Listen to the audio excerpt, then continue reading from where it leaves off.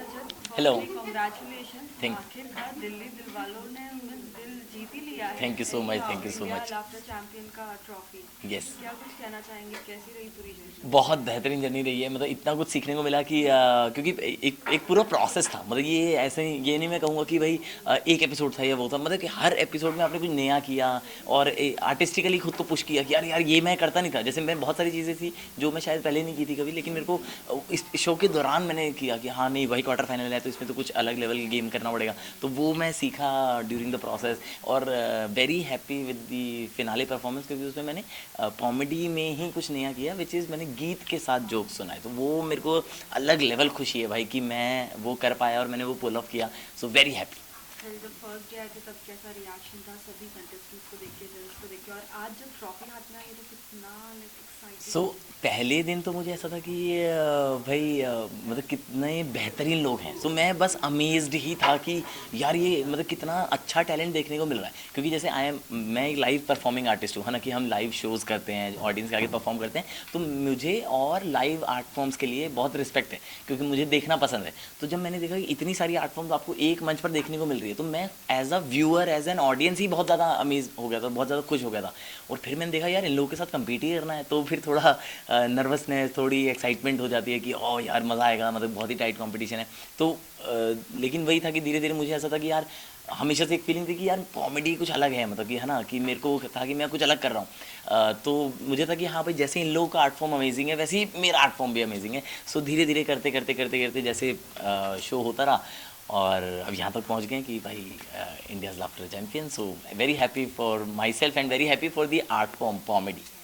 साथ ही साथ आपने बताया कि काफ़ी अलग अलग अंदाज में सभी की कॉमेडी का एग्जैक्टली हाँ तरीका जी। होता है। क्या कुछ सीखा आपने जो यार आपको? बहुत कुछ सीखा, जैसे कि खासकर अगर आप फिनाले की बात लो तो अब जैसे जय विजय भाई हैं, तो वो भाई इतनी ज़्यादा बेहतरीन आवाज़ें निकाल लेते हैं और आपको पता ही नहीं लगेगा। आपको अगर आप आंखें बंद कर लो तो आपको लगेगा दो तीन लोग हैं स्टेज पे खड़े हो जो आपस में बात कर रहे हैं, ठीक है, लेकिन वही है कि तो वो देखने को मतलब वो मुझे सीखने को मिला कि एक कैरेक्टर को जब उसकी स्पेसिफिक आवाज़ दे दी जाती है तो फिर आपका सेट निखर के आता है।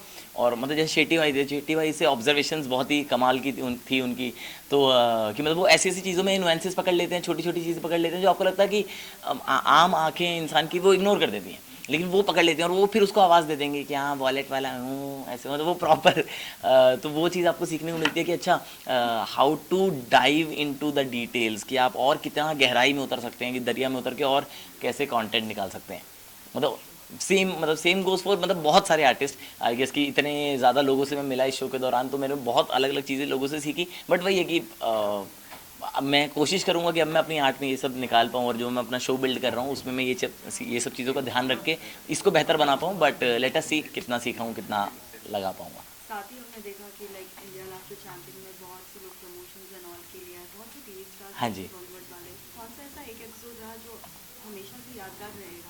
सो सबसे ज़्यादा यादगार तो पहला एपिसोड ही रहेगा, क्योंकि एक तो ये कि वो टीवी के मतलब मेरा शो का पहला एपिसोड था, और दूसरा ये कि हम जैसे हॉस्टल में थे ना जब, तो हम क्या करते थे दोस्त यार ऐसे शाम में जब सारे फ्री हो गए हैं, ठीक है, और पढ़ने का किसी का मन नहीं कर रहा है, बाहर जाने का पैसा नहीं बचा है क्योंकि मंथन चल रहा है, ठीक है, तो मूवी जा नहीं सकते, तो हम लोग क्या करते थे यूट्यूब पर ही लैन से और वाईफाई से राजपाल यादव की फ़नी वीडियोस देखते थे, ठीक है, कि वो छुपके और ढोल वाला सीन कि अबे शर्ट उल्टा नहीं है, ये मुंडी उल्टी नहीं है, ऐसा वाला।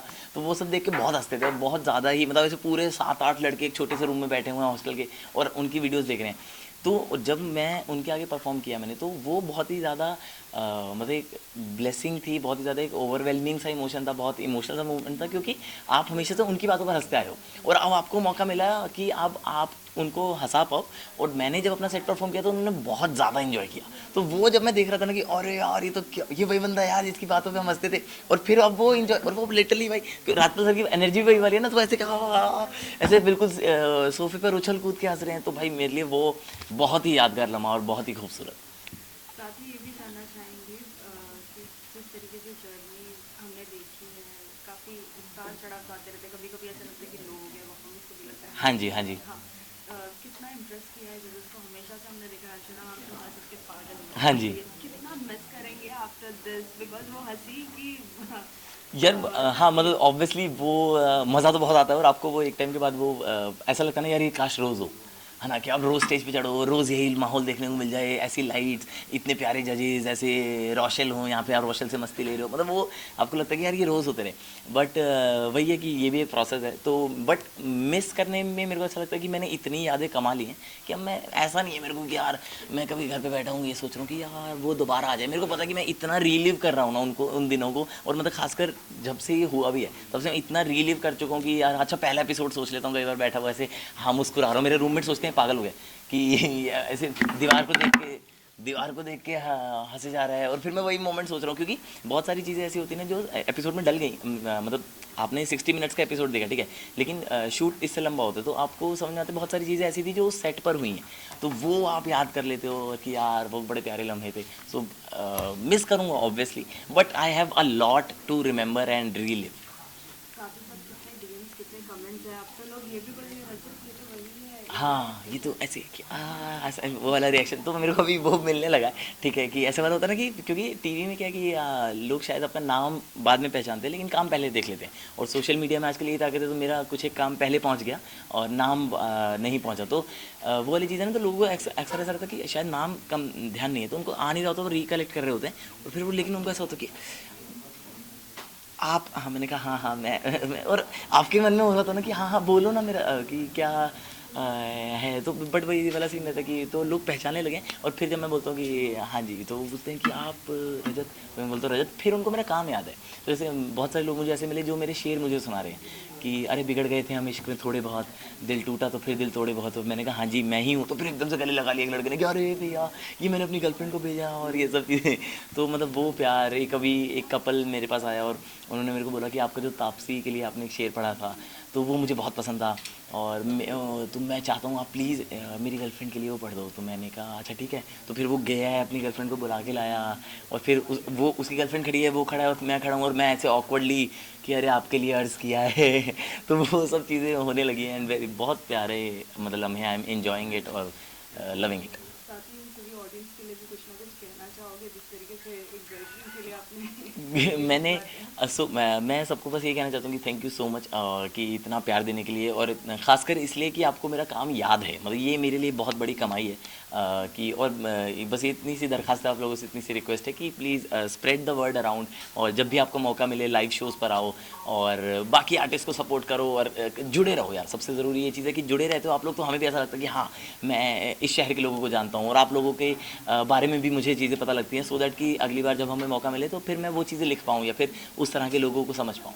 Thank you so much. Lucky आपके अंदाज में अगर एक शायरी तो एक शेर जो मुझे लगता है अब सबसे ज़्यादा वैलिडेट है, जो मैंने मंच पर पहली बार भी कहा था और शायद अंत भी उसी से किया कि जहाँ मैं एक दिन अव्वल बनूँगा मगर तुम आज छोड़ो कल बनूँगा, और कभी बन जा शहद मेरी ज़ुबां का, मैं तेरे पैर की पायल बनूँगा, और अभी खामोश बैठा देखते हो किसी दिन शहर की हलचल बनूँगा।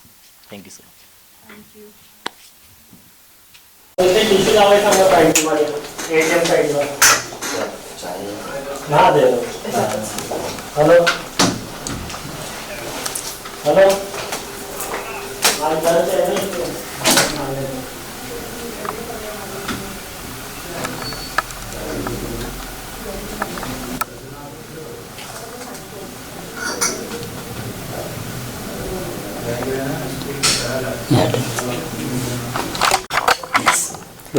Well, hi देखना Nitesh. है लू यहाँ पर है हाँ Well, hi Nitesh. Congratulations, first runner-up बन चुके हो आप. हाँ. क्या कुछ कैसा लग रहा है? First जर्नी स्टार्ट हुई और आज आप फर्स्ट रनर-अप बन चुके हैं. यार प्रॉब्लम ये आ रहा है ना कि बाहर लोगों को फर्स्ट रनर अप तो लोगों को ऐसा रहता है, मतलब सेकंड है सेकंड, अच्छा सेकंड उसको फर्स्ट रनर अप बोलता है क्या? अच्छा, तो मैं उनको बोलता हूँ मैं सेकंड आया, कि फर्स्ट रनर अप लोगों को समझ नहीं आता है. लेकिन अच्छा था यार, जब शुरू किया तो पता नहीं था यहाँ तक आएंगे, तो हमेशा ऐसा होता था कि बस आज का एपिसोड अच्छे से हो जाए, फिर जैसे हो गया तो चलो आज का एपिसोड अच्छे से हो जाए, तो ऐसा लगता था. तो देखते देखते फिनाले तक आ गए, और जब फिनाले में आते तो ऐसा लगता है बस आज मैं जीत जाऊँ, तो तब गड़बड़ हो जाता है. जिस दिन आप सोचते हो कि आप जीतो, लेकिन ठीक है यार, मेन है कि आपके जो कॉमेडी सेट्स है वो अच्छे होने चाहिए और लोग आपको पसंद करना चाहिए, बाकी जीत हार तो चलता रहता है. और जो सेकंड आता है वो ये डायलॉग्स बायड करके आता है अपने घर से.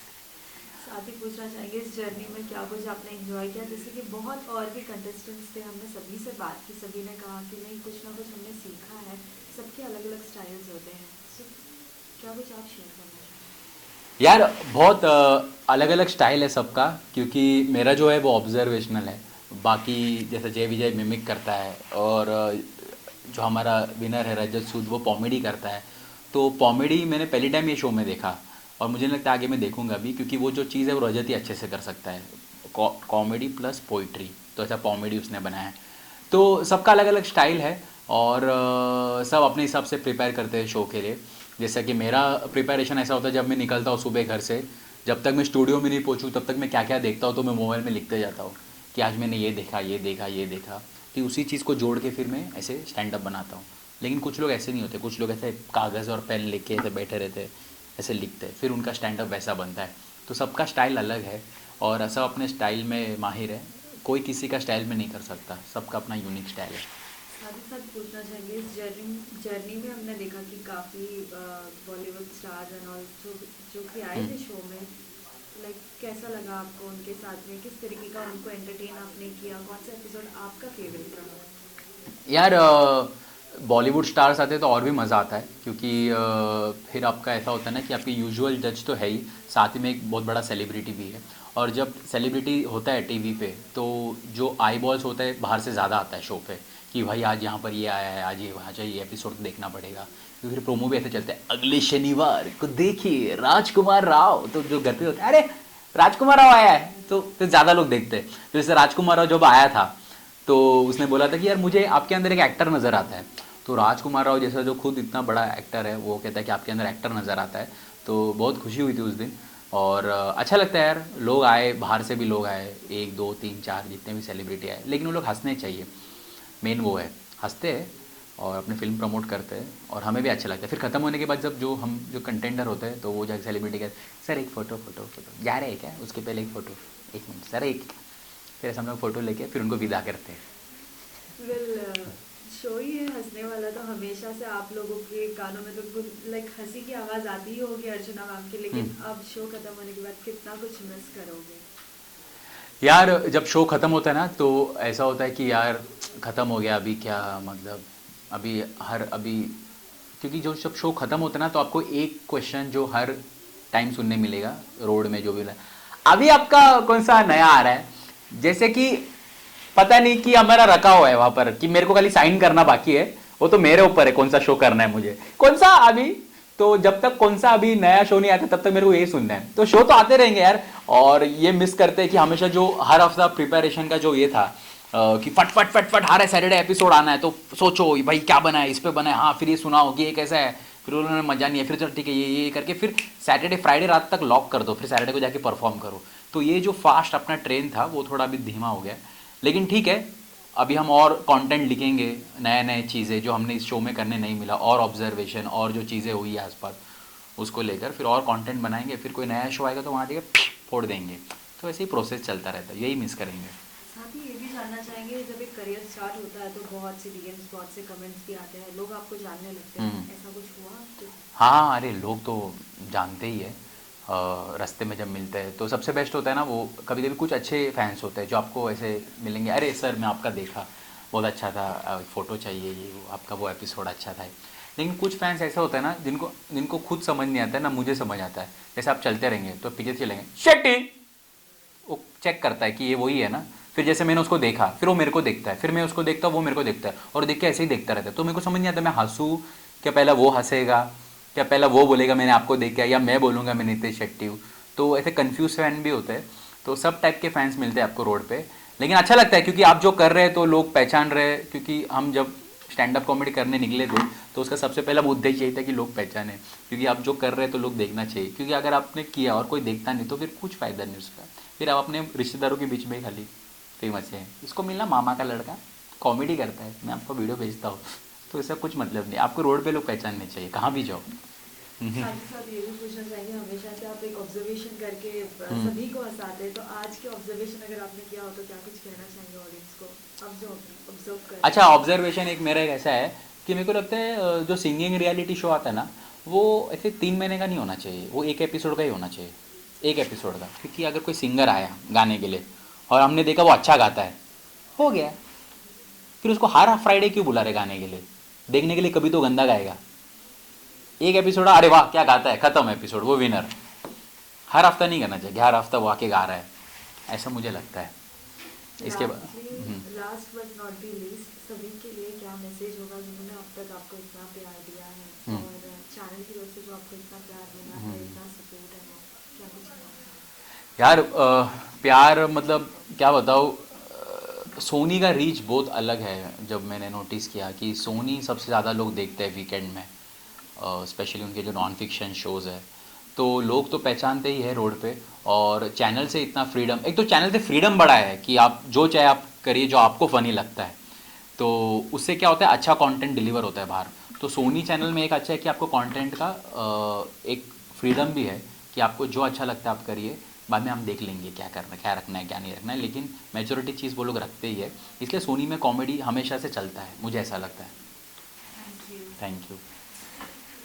किस तरह से लेते हैं इस बात को, क्योंकि स्टैंड अप कॉमेडियन वो भी कला होती है, लेकिन लोग कहीं ना कहीं इसे काफ़ी कुछ करते कि this is not a career.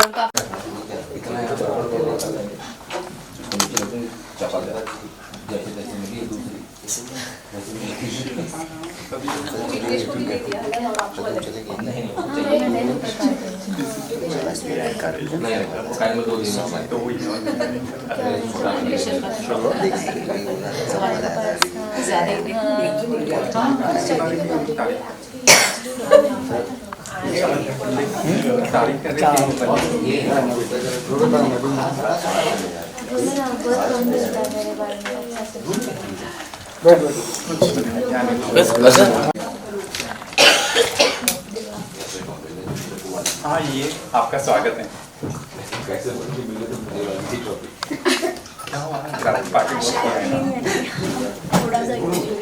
जय भाई ये फोटो ले लेना यार। अरे चलो भाई बढ़िया, परेशान नहीं हो। बुमराह का रुक जा, हिलना मत, हिले के बैठ, रुक जा। मैंने फोटोग्राफी सीखी तो यही। Thank you so much. Yes thank you. देख ऐसी खींची अच्छी। अरे इसके साथ ले ना। किसके साथ? क्या आज का बोल रहे हो? और की भैया तामझाम के साथ ले। और ये तो है ही है उसपे सेट की। एक श्रद्धा, मेरा नाम क्या डाल रही है? बड़े अच्छे में मैं हूँ क्या? क्योंकि वो बड़े अच्छे बस। हाँ, तो मेरा हाँ जी थैंक यू सो मच। थोड़ा टेंटर में दिखा दो। आप हर किसी से छोटी छोटी चीज़ें उठाते रहते हो, है ना। मतलब वो वाली चीज़ है ना कि आपको हलवा बनाना है, तो आप शायद हो सकता है कि आपको हर दुकान पे चीज़ ना मिले, तो है ना, तो आप किसी से बादाम ले लोगे, किसी से काजू ले लोगे, किसी से किशमिश ले लोगे, तो किसी से सूजी ले लोगे, तो मिल बांट फिर बना ये जो कलाकार मैं हूँ आज।